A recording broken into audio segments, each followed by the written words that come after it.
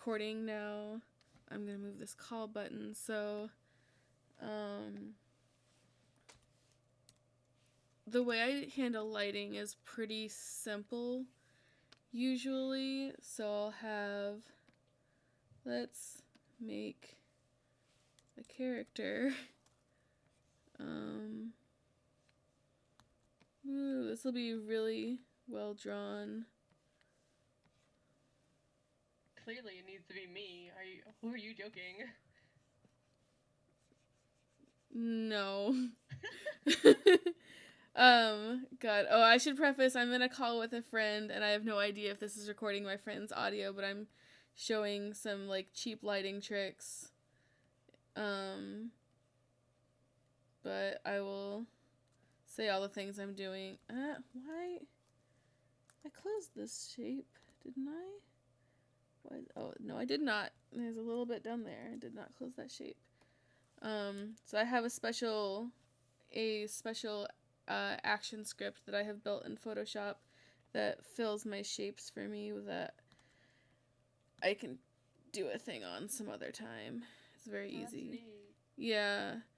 Without doing the weird grainy thing, you know what I mean? Like when it fills up something or whatever, and this is my special action script that I built to specifically avoid like the weird way Photoshop fills things. And so far I've never seen anyone else have anything like this, but it's super, super simple to do, and I can do a thing on that later. But the main thing here is, so I have a person. Let's give this person a skin tone. So this person's skin tone is this. Some rosy cheeks. Oh, look at them. And little eyeballs. Let's select.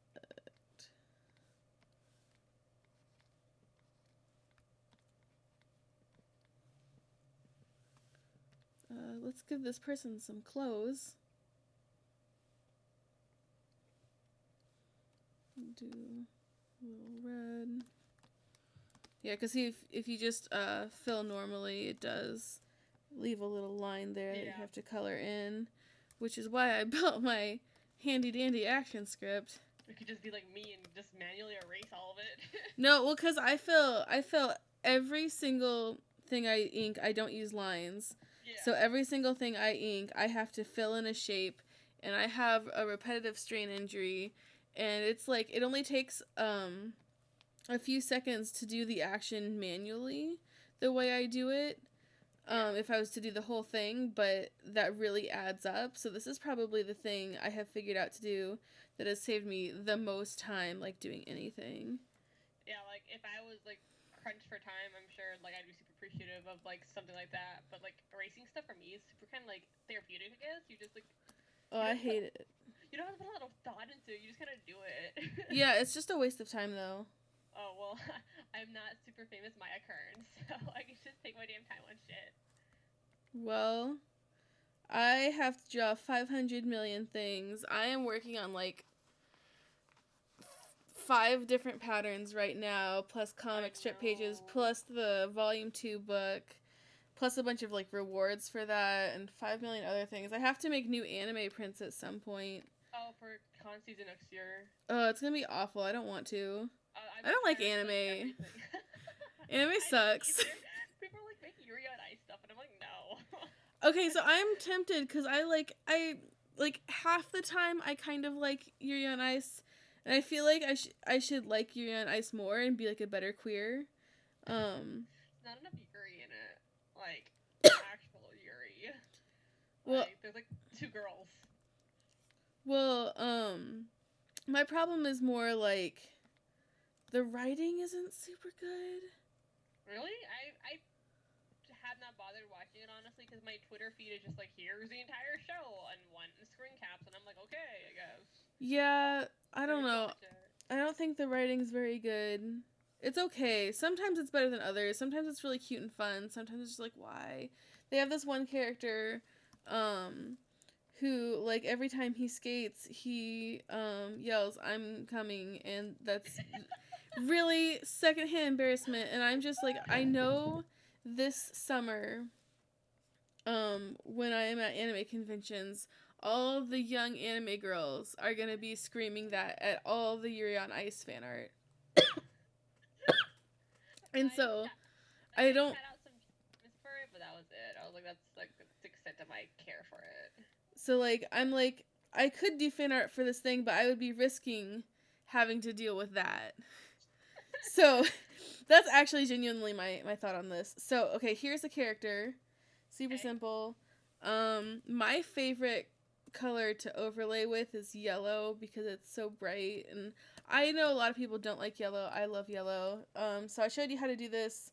You go down here to make a gradient map, and what I do to do mine is I press D on the keyboard, which automatically makes the colors here black and then white.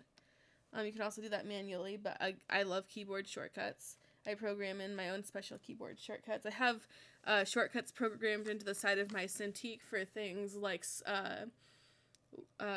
switching a layer to preserve transparency or not, or making new layers, or saving for web devices.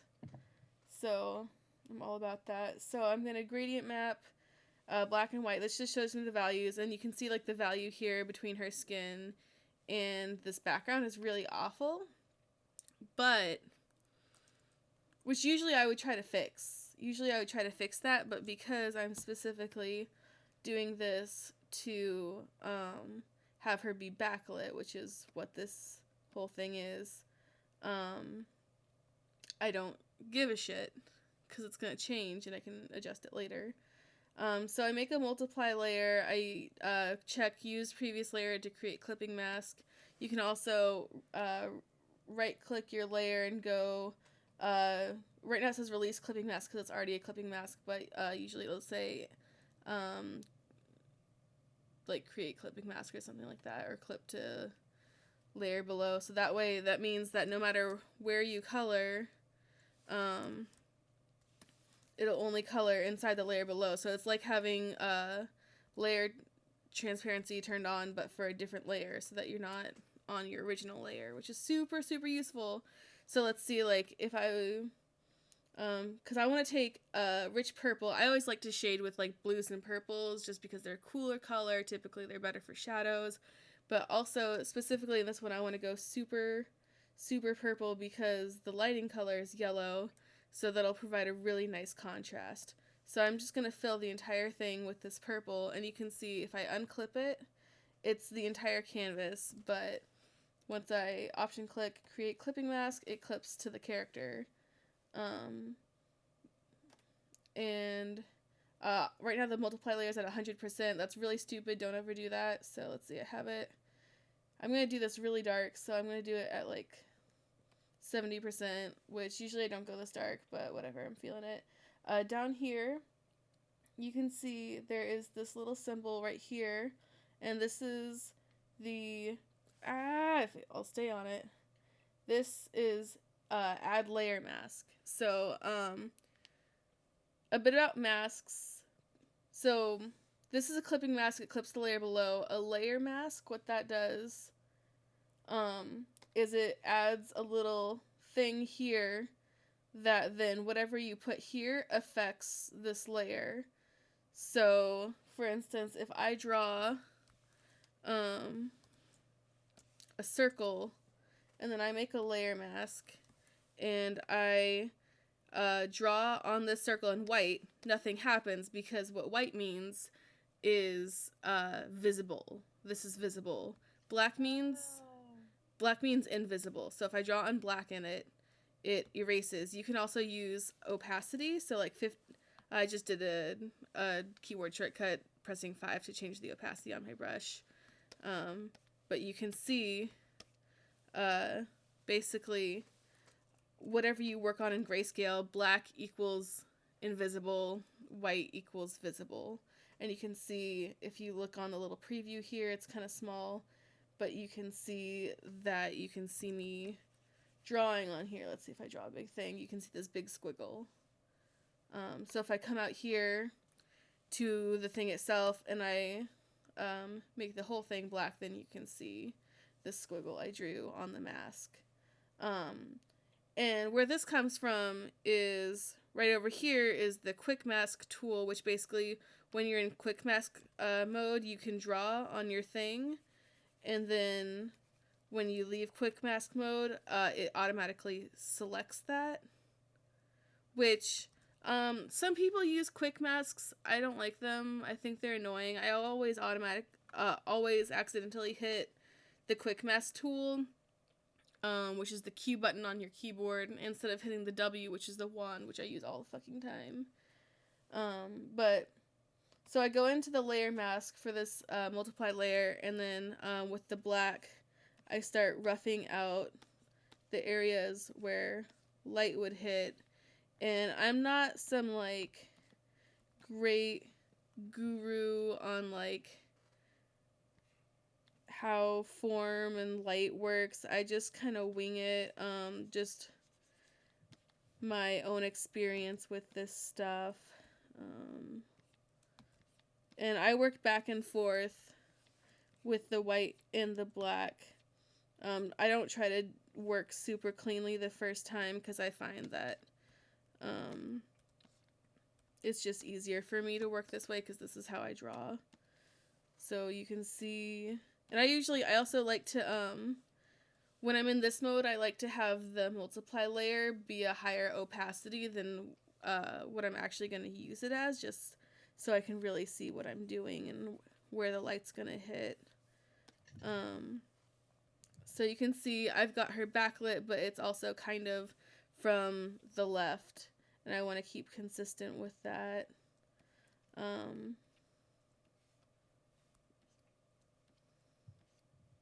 This is the neatest fucking shit, man. Yeah, this is okay. So my favorite thing is like this isn't even like new, like this isn't a new idea. This isn't new to Photoshop. Basically all your tools in Photoshop that you have, a lot of the really cool ones, a lot of the really old Photoshop tools that have been around for like years and years, are actually, they have their basis in traditional painting. So like overlay layers and multiply layers are actually based on functions of especially like oil painting with glazes, which, you know, do similar things, but they're not as easy to edit because it's real paint. And also, when you're using Photoshop, you don't have to worry about turpentine fumes and dying. Yeah, I would like to not die. That would be a definite plus. Mm-hmm. My mom used to be an oil painter, and she had to switch to acrylic because of the fumes. Like, I follow an artist who's an oil painter, and I just pray for her every day. Oh, yeah. Oh, yeah. You gotta hope that that person keeps their pets away from their studio. Yeah, or just, you know, works outside forever, I guess. Yeah, so then I like to go in and I'll make, I name all my effect layers to keep them straight. Again, I'm in a clipping mask and the mode is going to be overlay. I love overlay layers. I'm going to select this yellow color. I'm just going to fill the whole thing. I'm going to make a layer mask. I'm going to select, so, okay, what I did is I went down to this mask here and I clicked Command and then clicked on it, which selects everything that you've drawn in there. And then I'm gonna come, let's see, yes, and I'm gonna gradient, I'm gonna fill this with black, this area I've selected, so that all the parts that were,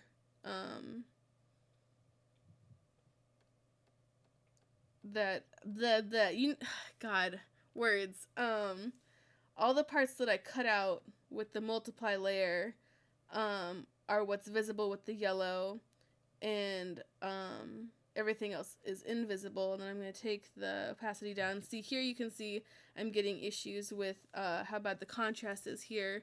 So I'm going to go in with a gradient, take this. Actually, I might go the other way. Instead of making it darker, I will make this greener a little bit, not that much, and lighter. So it gets even lighter behind her, and then I can kind of work off of that yellow direction.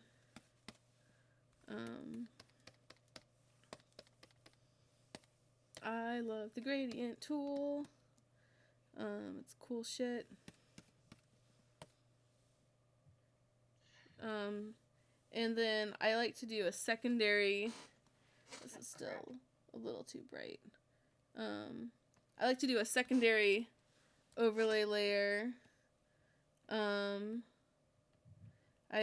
like started at 100% opacity and then I change it later using the same yellow, and I just with a radial gradient, which is this one, and make sure that your gradient is your foreground color to transparency. That's everything I do. Never have it foreground, background. That's awful. And the radial one, I just kind of lightly touch in with this yellow. And you can see this provides kind of this more glowy look than like the harsh, more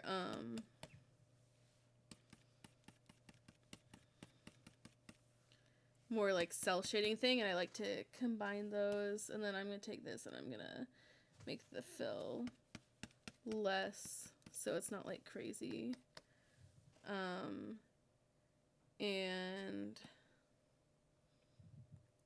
gosh, okay, what else would I do? Let's see, do I actually... Yeah, I like those being above. I'm going to make another multiply layer. And usually I would do these a lot softer because I'm showing you what I'm doing. I'm kind of going like really overboard with this.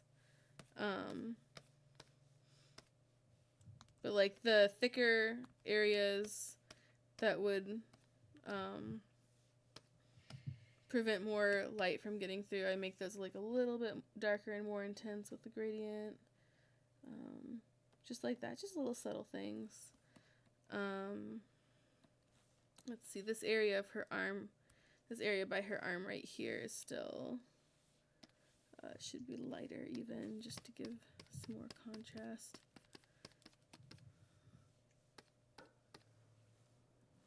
You can see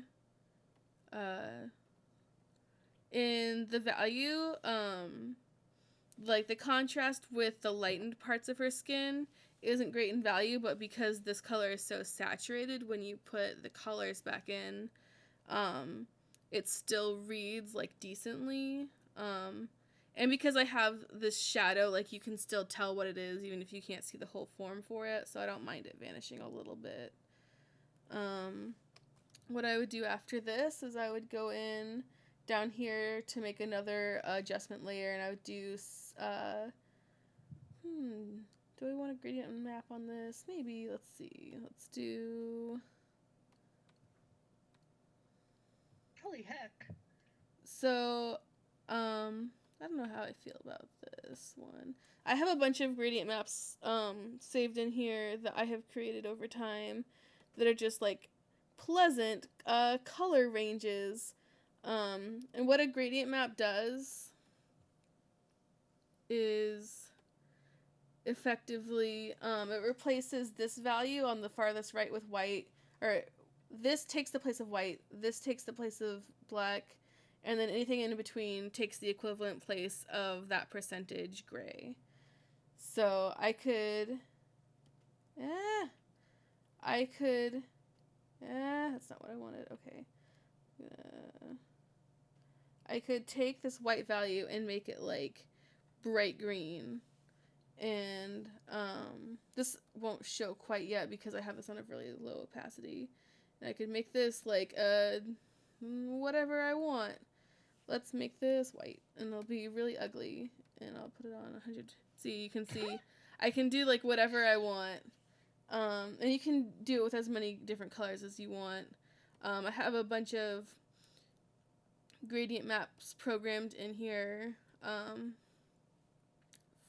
Saved from when I worked at Gaia. So that's what all these are. I don't usually use these ones for illustrations. I have 1, 2, 3, 4, 5, 6.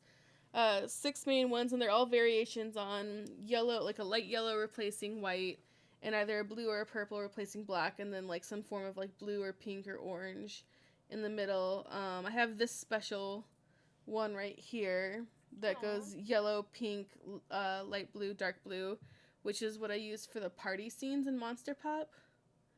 But for this, honestly, I'm not really feeling using a gradient map. So actually what I'm going to do, I'm going to make a selective color layer. And we're just going to play around with this. Okay, I like that. Yellow. And I just play with everything. I'm going to make the yellow super bright.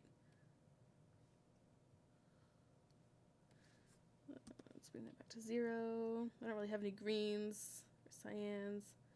Do I have blues? Little bit. Just like her eyes. So magenta, I'm going to have a little bit.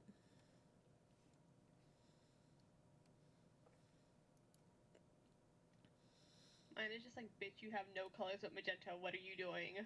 Literally nothing's happening. Oh, yeah. Well, it only affects the colors you have, and I don't really have that much magenta, except for her skin tone was apparently in the magenta zone. Yeah, mine is like only magenta and black apparently. And I'm like, that's fine, I guess. I mean, yeah, like this one's like all yellow, so yellow and cyan. And the neutrals, this is where it gets like, I don't usually fuck around with the white and the black options here, but I like to fuck around with the neutrals a lot. So let's see if I make the neutral really cyan, then it provides like a really good contrast to the yellow. Let's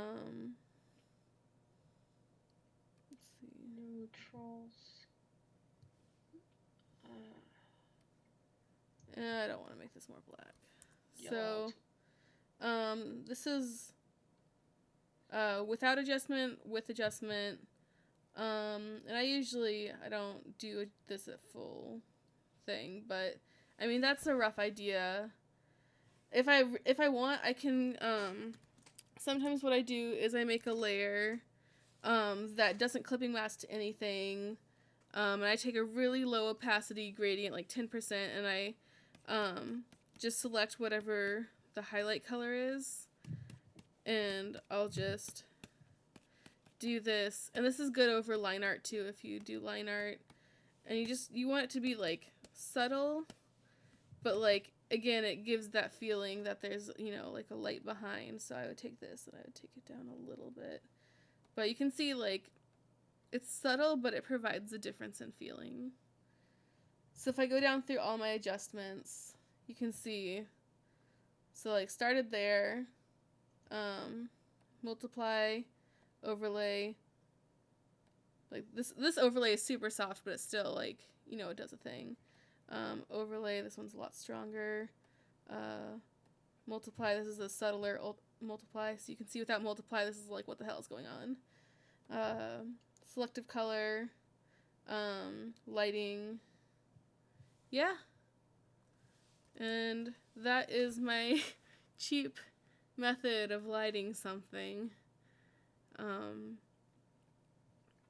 When I do, like, a full illustration, I'll be a lot more careful and, like, subtle with it. But, like, I don't know, like, Photoshop's cool. There's, like, a bunch of things I didn't know how to do, so, like... Yeah, so, what I'm gonna do is I'm gonna save this video. Maybe it'll have just my audio. It'll probably just have my audio. Might have Julian's audio, but I kind of doubt it.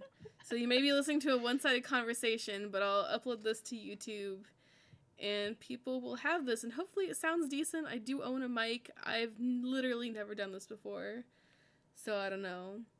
It's the first time for everyone in this situation. Yeah.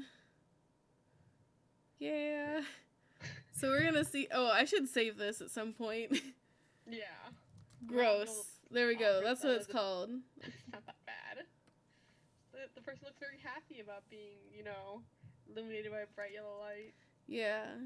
Well, Some people are fools. Oh shit, I just realized that probably people watching this video can't hear your side of the conversation, so they can't hear what I was responding to, so. But that was so clever too. Like, it just sounds like you're being an asshole. God. No. God, this is gonna be a mess of a video where people get to hear half of a conversation. And no music. Half of a conversation and no music. Yep. It'll be beautiful. So I'm gonna stop recording. Well, I fucked around with while you were doing it, I was kind of fucking around on my own end because this is obviously not done because I haven't